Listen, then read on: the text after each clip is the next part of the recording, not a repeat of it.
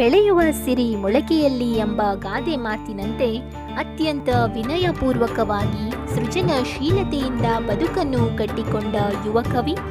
ಗದಗ ಜಿಲ್ಲೆಯಲ್ಲಿ ಪುಟ್ಟರಾಜ ಗವಾಯಿಗಳ ಆಶೀರ್ವಾದ ಪಡೆದು ಅಲ್ಲೇ ನೆಲೆಸಿರುವ ಇವರು ಕೋಮಲ ಕುಸುಮದಂತೆ ಹುಬ್ಬಳ್ಳಿಯ ಶ್ರೀ ಸಿದ್ಧಾರೂಢ ಸ್ವಾಮಿಯ ದಿವ್ಯ ನೆಲದಲ್ಲಿ ಛಲದ ಮೊಗ್ಗಾಗಿ ಹುಮ್ಮಸ್ಸಿನ ಕಂದನಾಗಿ 1ನೇ ಮಾರ್ಚ್ 1993ರಂದು ಹೂವಾಗಿ ಜನ್ಮ ತಾಳಿದರು. ಇವರ ತಂದೆ ವಿಶ್ವನಾಥ್, ತಾಯಿ ಮಧುಮತಿ. ಕಲೆಯ ಮೇಲೆ ಅಪಾರ ಅಭಿಮಾನವನ್ನು ಹೊಂದಿದ್ದ ಇವರು ಕಲೋಪಾಸಕರಾಗಿ ಸಾಕಷ್ಟು ಅಭಿಮಾನಿಗಳ ಮನ ಮುಟ್ಟಿದ್ದಾರೆ. ಇವರ ಪರಿಚಯ ಹೊಸದಾದರೂ ಅವರ ಜೀವನದ ಅನುಭವವೇ ಅವರಿಗೆ ಸಾಧನೆಯ ಶಿಖರವನ್ನು ಮುಟ್ಟಿಸಲು ಪ್ರೇರೇಪಿಸುತ್ತಿರುವುದು ಹೆಮ್ಮೆಯ ಸಂಗತಿ. ಜೀವನದಲ್ಲಿ ಗುರಿಯ ಜೊತೆಗೆ ಅವರಿಗಿರತಕ್ಕ ತಾಳ್ಮೆ, ದೃಢವಾದ ಪ್ರಯತ್ನ, ನಿಷ್ಕಲ್ಮಶವಾದ ಮನಸ್ಸು ಹಾಗೂ ಮೃದುವಾದ ಹೃದಯ.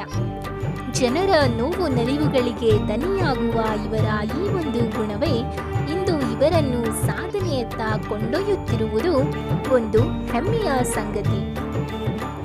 ಬರವಣಿಗೆ ಎಂದರೆ ಕತ್ತಿಯಷ್ಟೇ ಹರಿತವಾಗಿ, ಕೆಲವೊಮ್ಮೆ ಹತ್ತಿಯಷ್ಟೇ ಮೃದುವಾಗಿ ಇರುವುದು ಸಹಜ. ಇಂತಹ ಒಂದು ಅಪರೂಪದ ಕಲೆಯನ್ನು ಮೈಗೂಡಿಸಿಕೊಂಡ ಇವರು ತಮ್ಮ ಬರಹಗಳಲ್ಲಿ ಕುಟುಂಬ, ಶಿಕ್ಷಣ, ಪ್ರೀತಿ, ಭರವಸೆ, ಉತ್ಸಾಹ, ಸ್ಥೈರ್ಯ, ಆತ್ಮವಿಶ್ವಾಸ, ಸ್ನೇಹ, ಸಂಬಂಧ ಹೀಗೆ ಎಲ್ಲವನ್ನೂ ಒಳಗೊಂಡು ಜನರ ಬದುಕಿಗೊಂದು ಜೀವಂತ ಅನುಭವವನ್ನು ಉಂಟು ಮಾಡುವುದರಲ್ಲಿ ಸಂಶಯವೇ ಇಲ್ಲ.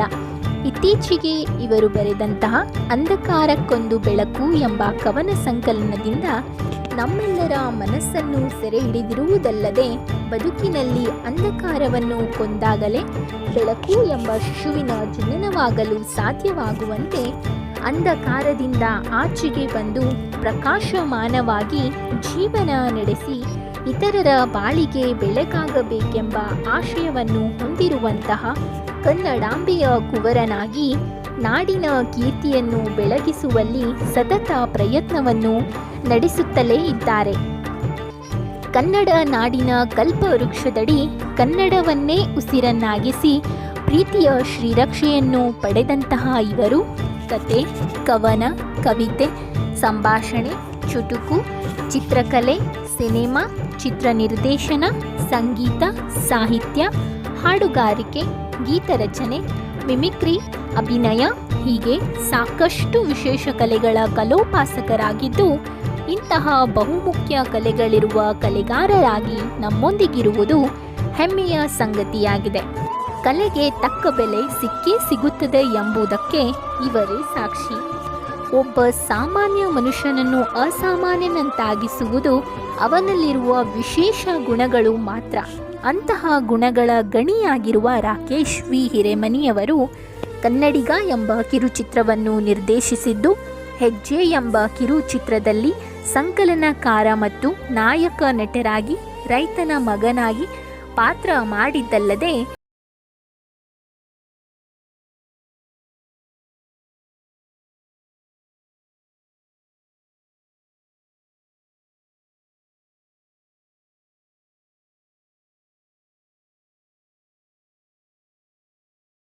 ಇವರು ಸುಮಾರು 1000ಕ್ಕೂ ಹೆಚ್ಚು ಕಾರ್ಯಕ್ರಮಗಳನ್ನು ನೀಡಿದ್ದು, ವರನಟ doctor Rajkumar, rocking star Yash, golden star Ganesh, Kalpana, Jayanthi, Malashri, Umashri, Amulya ಇನ್ನು ಹಲವು ನಟ ನಟಿಯರು ಸೇರಿದಂತೆ 50ಕ್ಕೂ ಹೆಚ್ಚು ಧ್ವನಿಯನ್ನು ಯಥಾವತ್ತಾಗಿ ಅನುಕರಣೆ ಮಾಡುವ ಪ್ರತಿಭೆಗೆ, ಇವರ ಕಲಾ ಚಾತುರ್ಯಕ್ಕೆ ಇವರೇ ಸರಿಸಾಟಿ ಎಂದು ಹೇಳಬಹುದು.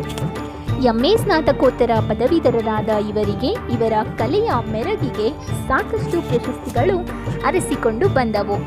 ಅವುಗಳೆಂದರೆ ರಾಷ್ಟ್ರೀಯ ಕಲಾಮಾಣಿಕ್ಯ ಪ್ರಶಸ್ತಿ, ರಾಜ್ಯ ಮಟ್ಟದ ಚಾಲುಕ್ಯ ವಿಕ್ರಮಾದಿತ್ಯ ಪ್ರಶಸ್ತಿ ಹಾಗೂ ಸಕಲ ಕಲೆಗಳನ್ನು ಮೈಗೂಡಿಸಿಕೊಂಡಿರುವಂತಹ ಸಕಲ ಕಲಾವಲ್ಲಭ ಕಲಾರತ್ನ ಪ್ರಶಸ್ತಿ, ಶ್ರೀ ಗುರು ಪುಟ್ಟರಾಜ ಸಾಹಿತ್ಯ ಕಲಾಚೇತನ ಪ್ರಶಸ್ತಿ ಮುಂತಾದವು.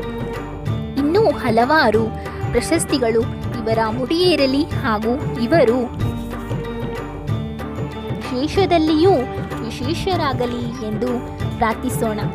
ತಾಯಿಗೆ ತಕ್ಕ ಮಗನಾಗಿ ಸಾಹಿತ್ಯದ ಕಡಲಾಳದಿ ಮಿಂದೆದ್ದು ಸಂಗೀತದ ಭಾವಾಂತರಂಗದಲೆಗಳಲ್ಲಿ ಕಲಾವಿದರಾಗಿ ಕನ್ನಡದ ಕಂದನಾಗಿ ತಾಯಿ ಭುವನೇಶ್ವರಿಯ ಹೆಮ್ಮೆಯ ಮಗನಾಗಿ ಜನರ ಮನಸ್ಸಿನಲ್ಲಿ ಸದಾಕಾಲ ಅಚ್ಚಳಿಯದೆ ಉಳಿಯುವ ಒಬ್ಬ ಕಲೆಗಾರನಾಗಿ ಬದುಕನ್ನು ಸಾರ್ಥಕ ಮಾಡಿಕೊಳ್ಳಬೇಕೆಂಬ ಪುಟ್ಟ ಆಶಯದೊಂದಿಗೆ ಇವರ ಕನಸುಗಳೆಲ್ಲ ನನಸಾಗಲೆಂದು ಹರಸುತ್ತಾ ಮತ್ತಷ್ಟು ಮಗದಷ್ಟು ಇವರ ಕೀರ್ತಿ ಎಲ್ಲೆಡೆಯೂ ಪಸರಿಸಲಿ, ಭಗವಂತನ ಆಶೀರ್ವಾದ ಸದಾ ಇವರೊಂದಿಗಿರಲಿ ಎಂಬುದೇ ನನ್ನ ಪ್ರಾರ್ಥನೆ.